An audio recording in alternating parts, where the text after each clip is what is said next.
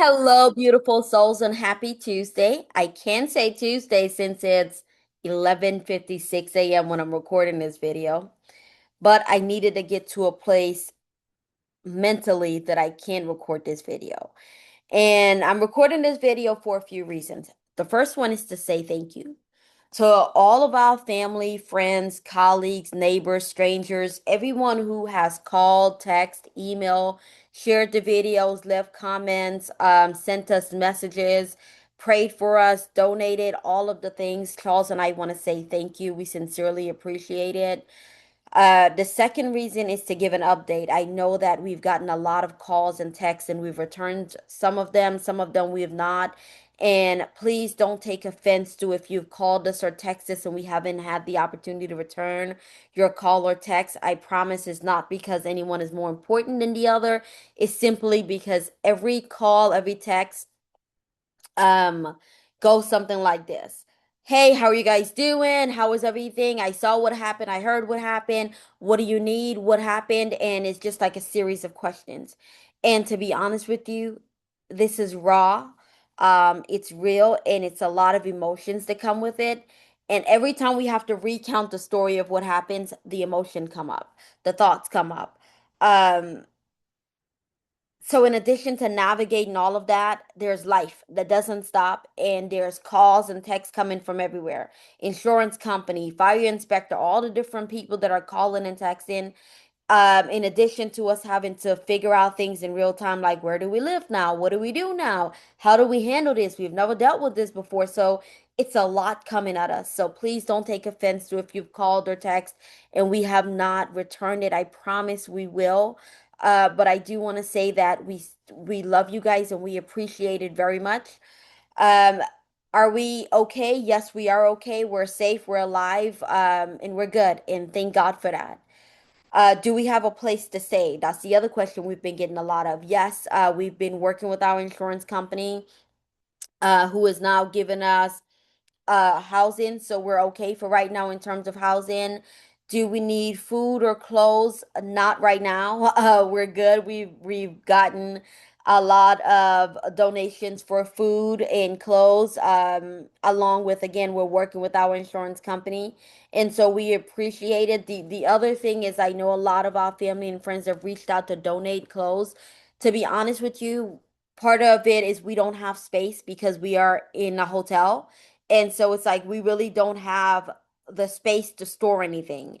So while I appreciate you guys reaching out and offering clothes and stuff like that, we really have to like minimalize in this situation because we might have to move hotels again and things like that. And so we have to take all that into consideration. But if a need come up, we will let you guys know. Thank you, thank you. Uh, did we have insurance? Yes, thank God we did have insurance. But anyone who has ever filed an insurance claim for any reason, you know that it's not a one, two, three process. It is a process. And that process doesn't happen overnight. The insurance company have to do their due diligence, as long with all the paperwork and all the approval and all the people that have to play a role in it. So it is a process, but thank God we did have insurance, and they are going to rebuild. Um, However, that's going to take a process. From what we're told right now, they're going to have to completely demo the house and rebuild from the they're going to have to demo down to the foundation and then rebuild from the foundation up. And so that's going to take a little over a year. We don't have an like an exact time frame. We're just told right now it's going to take about a year or longer. And that factors in several different things, such as the weather, such as process and things like that, inspection. Like anyone who's ever built a house, this is our first time having to do something like this. Um, but that's the timeline that we are getting for right now. The third reason I wanted to record this video is to share some lessons that we've learned going through this. I can tell you that this is not an easy thing to go through, and I don't wish it on anyone. But if you find yourself or you know anyone who is in a situation like this, um, my heart goes out to that person because it is a lot to deal with. No one plans to go through a situation like this. Um, but since we're now having to go through this, I figured that we can share some of the things that we've learned so far to our village so that hopefully you guys never have to go through this, but should you find yourself in a situation like this, hopefully you'll be better prepared than we were. So, what are some of the things we've learned so far? Thing number one is have a plan. We never planned to go through something like this, but here we are going through it. Um, and so the number one lesson I've learned is to have a plan for a situation like this. Have a plan for in case a hurricane happen, have a plan for in case your house burns down to the ground, have a plan for just in case a tornado, like have a plan.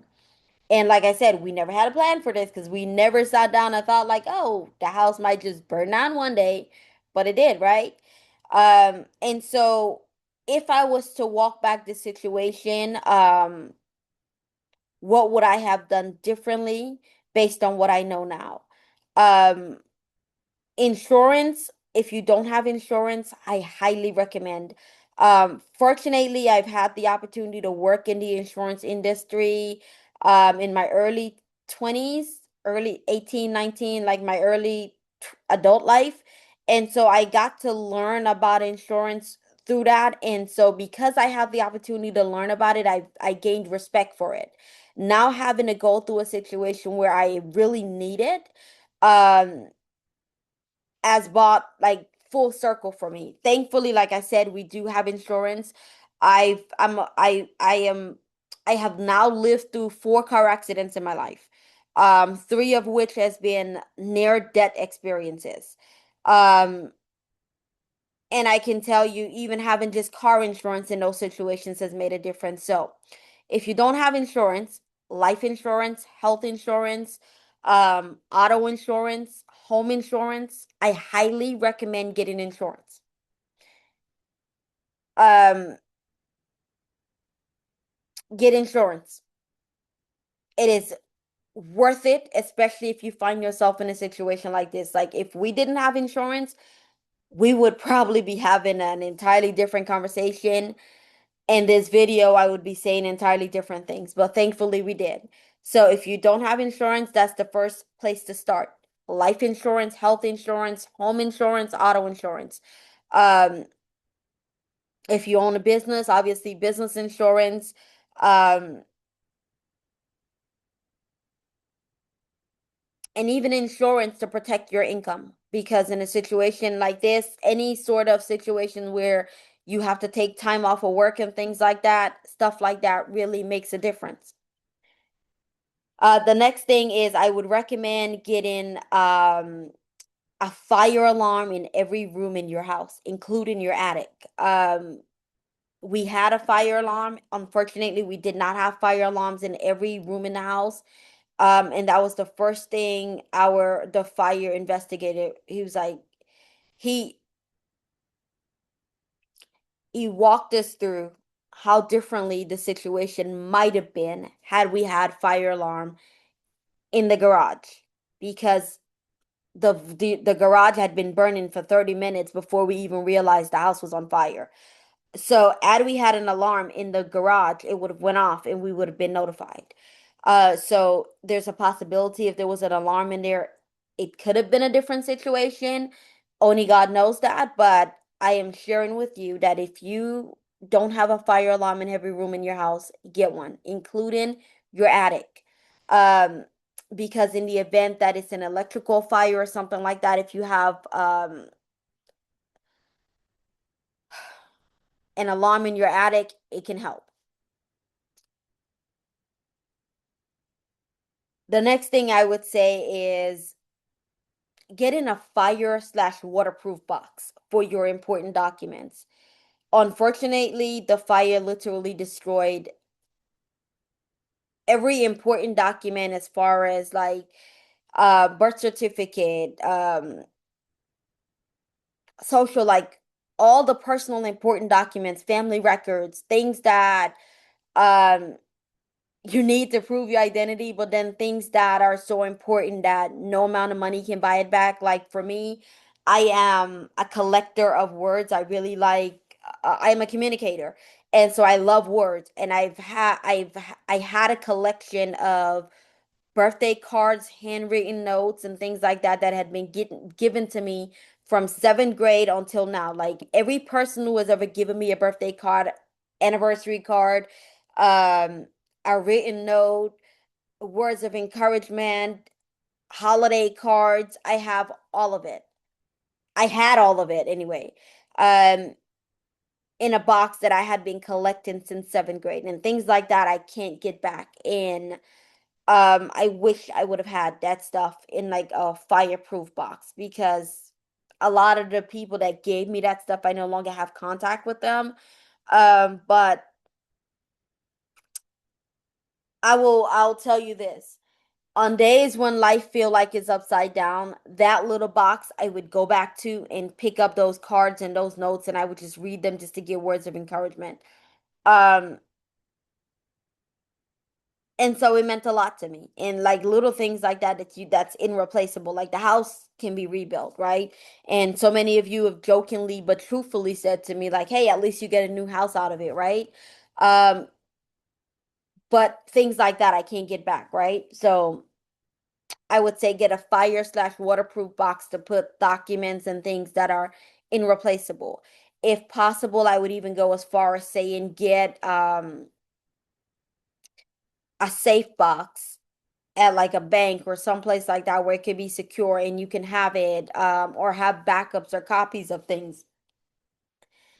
The next thing I would say is an inventory list. Now, this one here really kicked my butt because in a situation like this, you have to make your insurance company is going to require an inventory list of everything that was in your house. Um, and so you have to go through room by room by room, trying to remember what was in every room and make an inventory list of it. You have to remember quantities, how old was it, how much you paid for it, how much is it gonna be, how much is it gonna cost to replace. And so having an inventory list of valuable things, like you don't have to do all the petty things, but at least the valuable things that you purchase would be helpful to you to have that on record for insurance purposes. So you can Google just a template of what the insurance companies use, just so you can kind of just have it for record. But if you can, don't wait until you're in a situation like this because it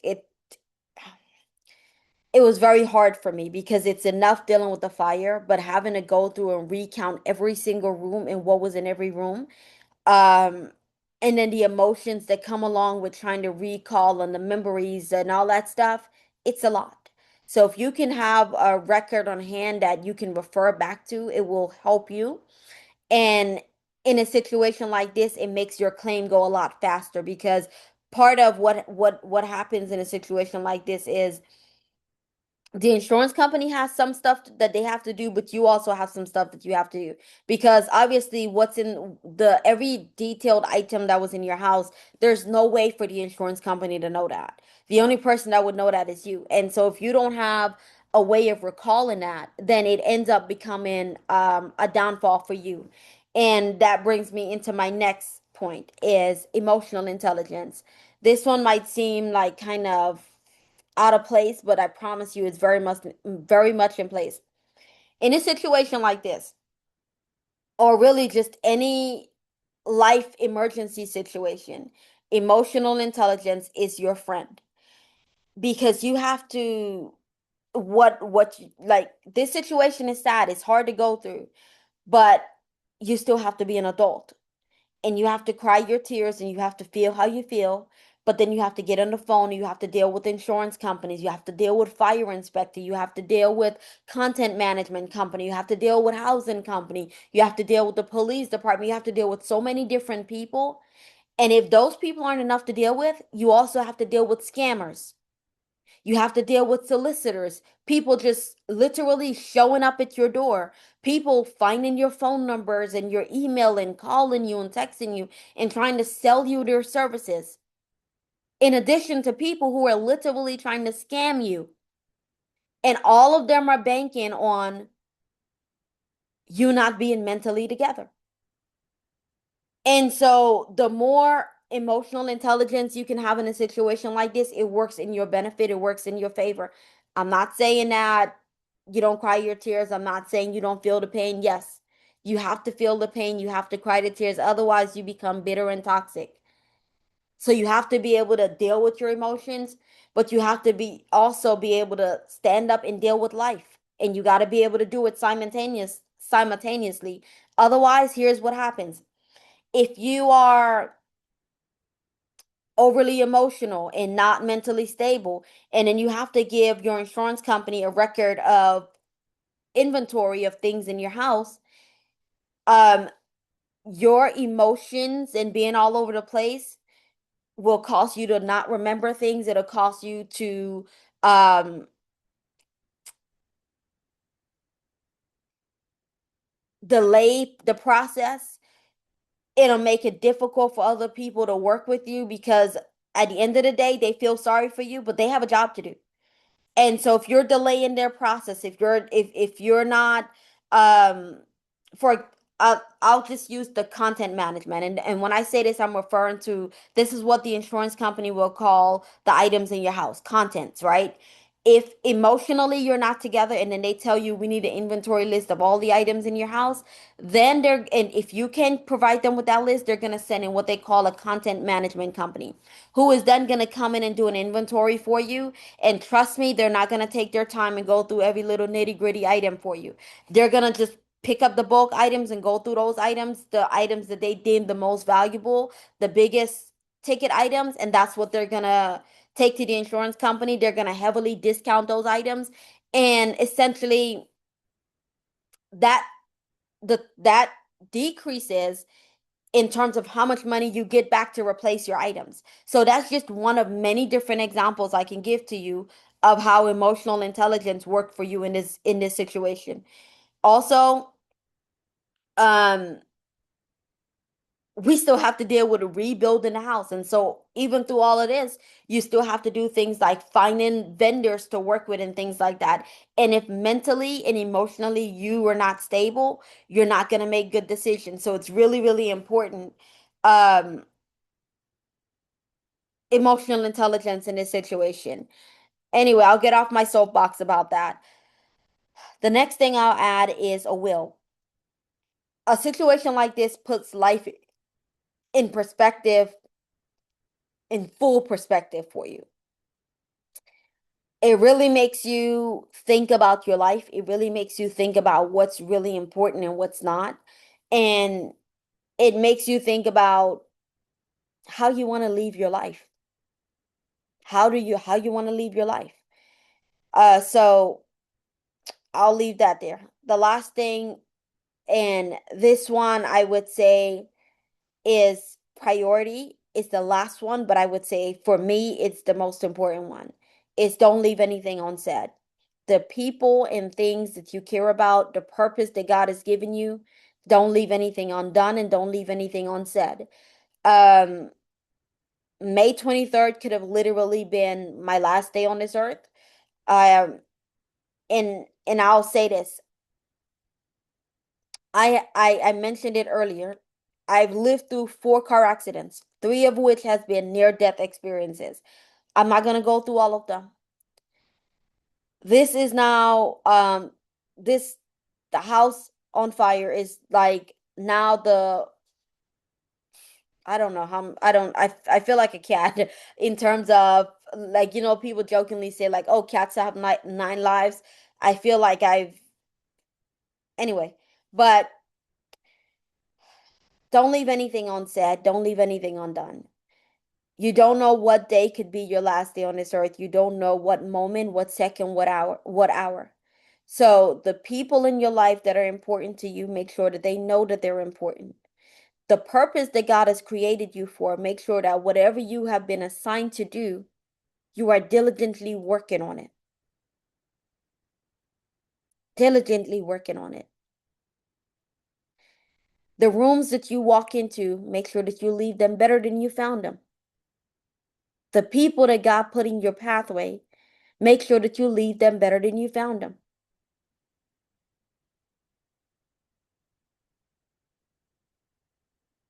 Leave everything in your life better than you found it, even if it's just a little bit. And that's pretty much all I got for y'all today. Um, to close this up, I want to finish with what I started with. Thank you guys on behalf of Charles and I. Thank you very much. Um, we literally cannot say thank you enough.